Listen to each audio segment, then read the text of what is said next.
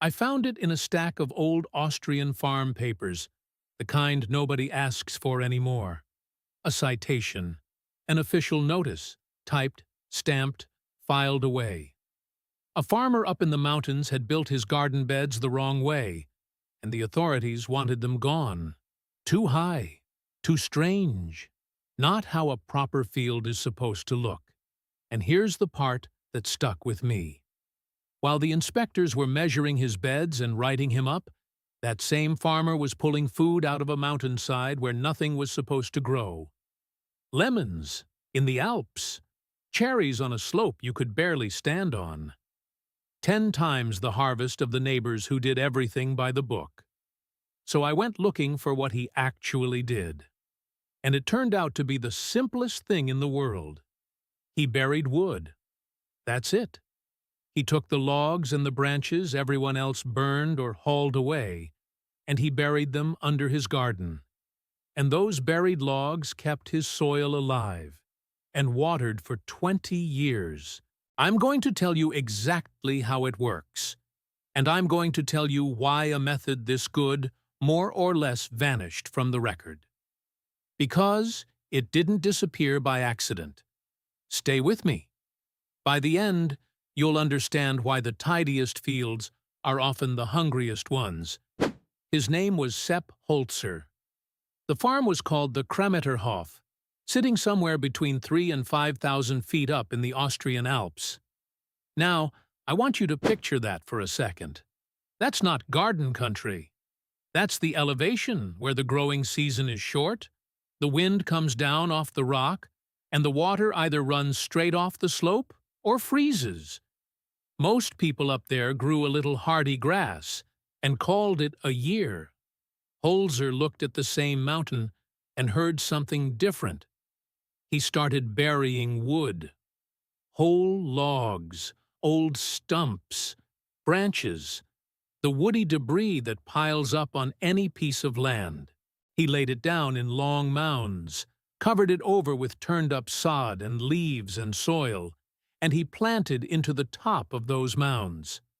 And the slope that was supposed to grow almost nothing started producing fruit and grain and vegetables in quantities that didn't make sense to the people watching. The authorities did not love this. The record says he was cited more than once. His terraces weren't standard. His mounds weren't standard. There were rules about how land was supposed to be shaped and managed, and Holzer's mountain didn't match the paperwork.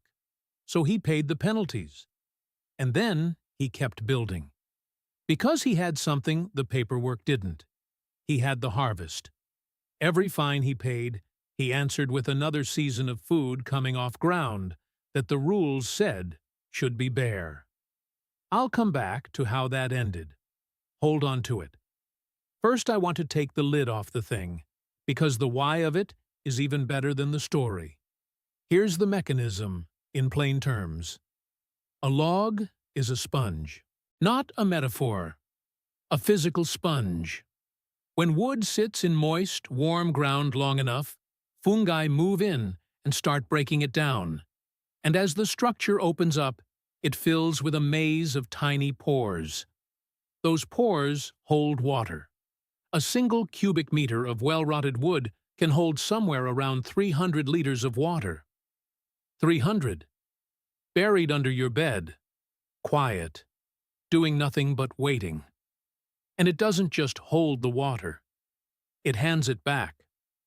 When the surface dries out and your plant roots start asking for moisture, the wood underneath releases what it's been storing, slowly, on the plant's schedule instead of yours.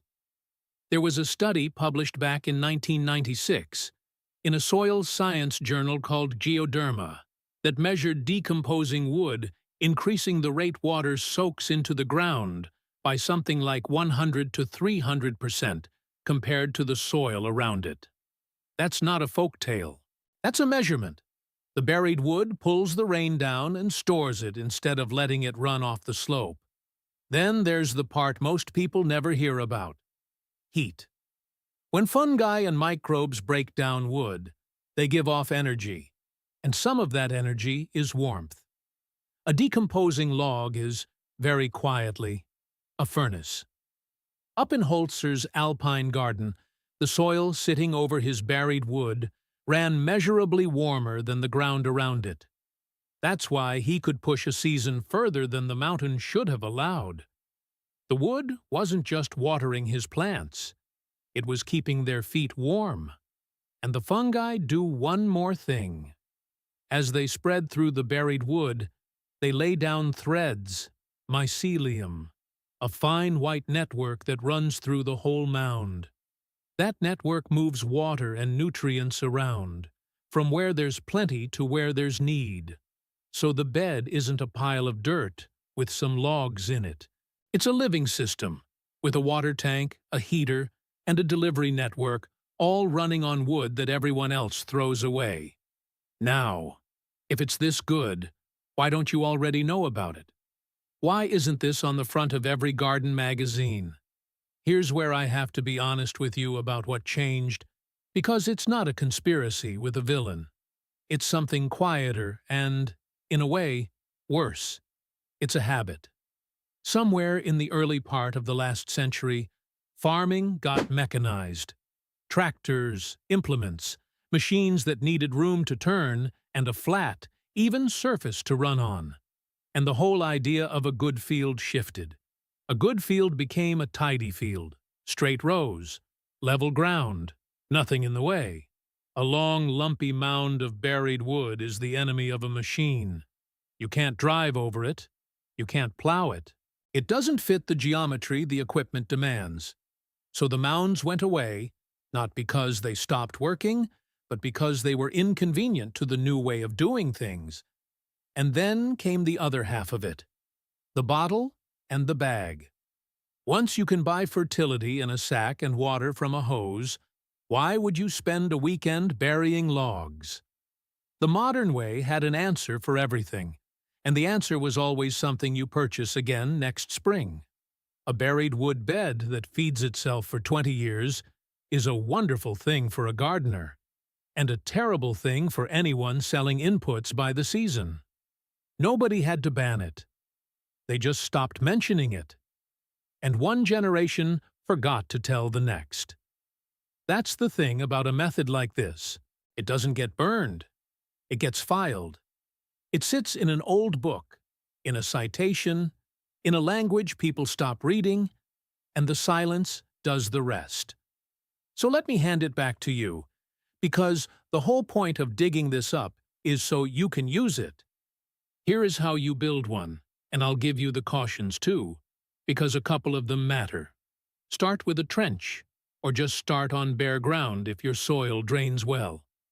In a dry climate, dig down and bury the wood lower, almost level with the ground, instead of building a tall mound. Sunken beds in dry country, raised mounds in wet country. The drier you are, the more you want that wood down where it can hold moisture for you, instead of shedding it. Lay your biggest logs down first.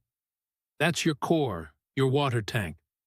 Pack the gaps with smaller branches.